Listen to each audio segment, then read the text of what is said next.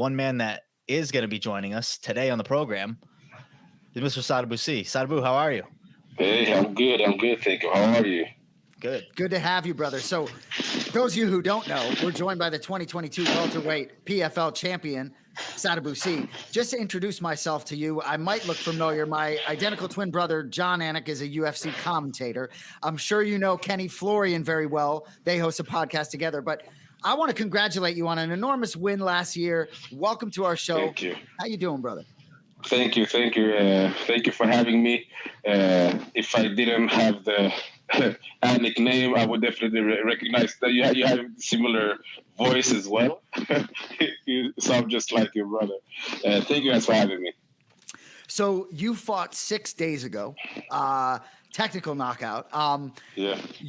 I know it's well known, but anyone who hasn't seen the finish, it was a kick to the midsection, accompanied by a knee. Excuse me.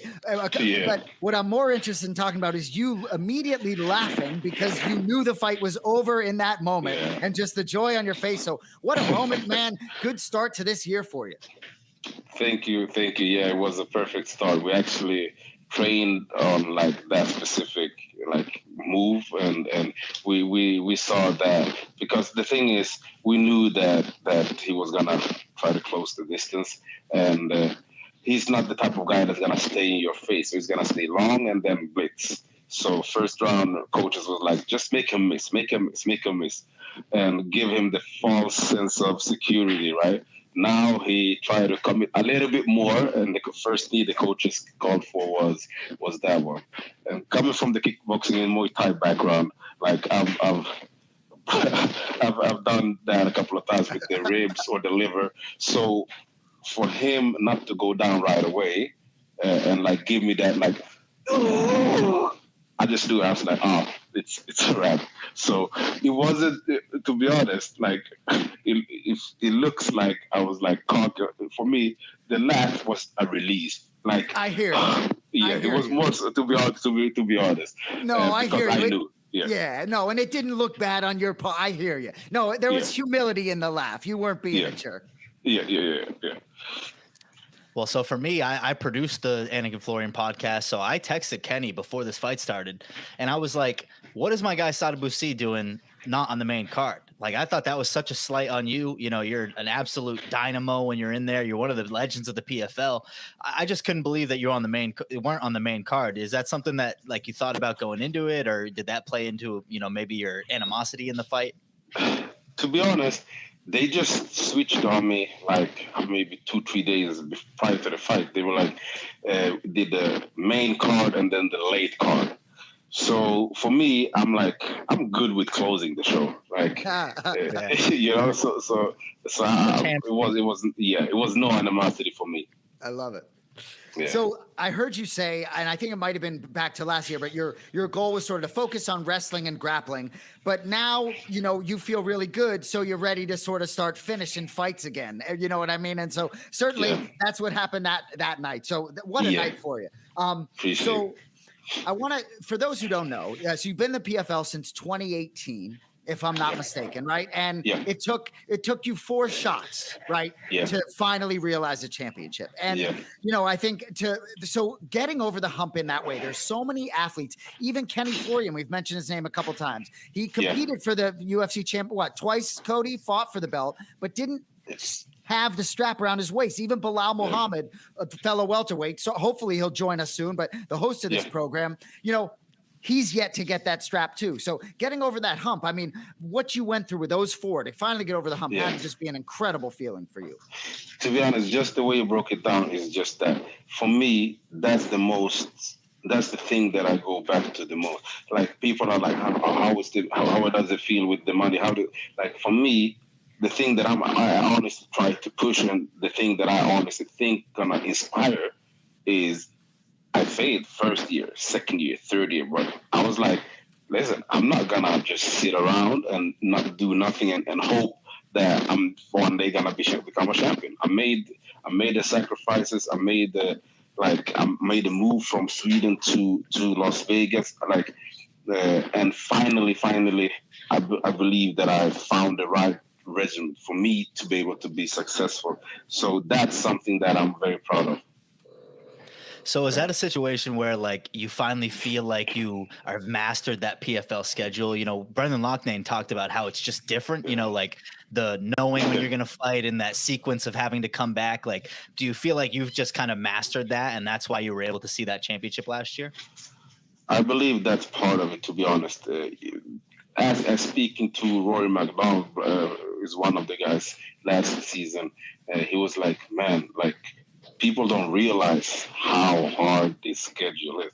Like, I literally last season, for instance, I had a fight in May.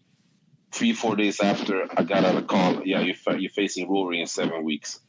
Like, I'm a big guy, so my cut is not that easy. So not only do I have to cut again, I have to game plan. I have to, like, there's so much going into it, and it's so easy to like burn yourself out and be in fight shape, try to stay in fight shape and like at the peak for 7 weeks. You can't do that. So I believe that last season I found the best way for me to function. Like, how hard should I push during when I'm 6 weeks out, 5 weeks out, like, you see what I'm saying? And then what do I do after the fight? How much can I gain? When do I get back? When do I like it's not easy. I'm sure.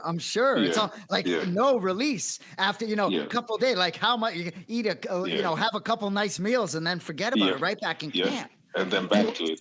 So speaking of that, when are you back to it? When's the next when are you making the walk next? June 23rd is the next one in Atlanta. That's when I'm going to secure my playoff spot. So I'm gonna. The fun thing was I had friends and family over from Sweden, and the last people actually went back home today. So I'm gonna just enjoy this weekend and then get back to the gym next week. Love it. Well, and so to kind of piggyback off of, you're from Sweden. They call you the Swedish Denzel. That was a joke made by Todd Harris when the PFL, right? But, since then, have you become a Denzel Washington fan? Do you have a favorite movie with Denzel in it? Or are you like, I'm the real Denzel in this world? So why Denzel came up is because Denzel is my favorite, at least one of my favorite actors, right? And just short of, like, because I did 2 movies in Vietnam with one of my best friends, right? And meeting up with PFL before the first season and them getting to know me, they asked me, how was it to see yourself on TV, like on the big screen, right? And I was like, I went in there, I expected everything, but it wasn't no Denzel. and making the first walk, like, I knew nothing. They just called my name, and the Swedish, I'm like, the Swedish walk, like, they caught me off guard when I made my walk to the fight. It was so fun. And then actually they asked me after, they was like, wait, what do you think? Can we use it? I'm like, yeah, go run with it. Absolutely. So are you based in Vegas? Yeah, go ahead, talk. Funny thing is, so last year before the finals, I believe it was, I don't remember which studio it was, that makes the Equalizer 3. They actually reached out to me and asked if I could fly out to Italy to maybe make a couple of stunts for the Equalizer 3 and sit down with Denzel probably, and hopefully that wasn't 100% sure, and stuff like that. And I was like, I would love that, but it's 2 weeks before my finals. I'm not gonna fly to Italy, mess up the time difference, So right. the timing was off. So I had to say no to that one, which is like, that bugged me a lot, to be honest. That's crazy. You should have been the priority. They I better build a schedule around you. Come on. And if it was if it was UFC or Bella, if it was a non-PFL promotion, right? You'd just be like, yeah, I'm going to take an extra month off, an extra 2 months. 100%. Don't have the luck. It's not every week they call me and be like, yeah, you might sit down with Denzel and do some movie thing. Like, I'm a dude, but like my first championship, nothing was gonna make me take pivot. Like, exactly. Those opportunities will come. You're a young man. You got things coming. Plenty of years after your fight, it'll happen. Appreciate you. So I want to tell you, typically on this show, sometimes we do a game show. So you got to come back. We got to find another guy in the PFL roster, maybe one of your friends, someone you trained with, to get in and have a game show. I'm telling you, Cody. For sure. You gotta have him back. I'm down. 100%. Cody, you got anything else for him before we get him out of here? No, I agree. I mean, it's not every day you have somebody as good looking as Denzel Washington on the program. Thank you very much for coming on the show, and we look forward to you reclaiming that PFL time. I think you're still the champ, right? You're defending your belt every time out. I think. Listen, for me, the like it feels like you have something like a defensive mindset. I'm going for seconds. I love it. Yes, sir. Reigning. Good stuff. Yes. $1 million. That sounds much better. I love it.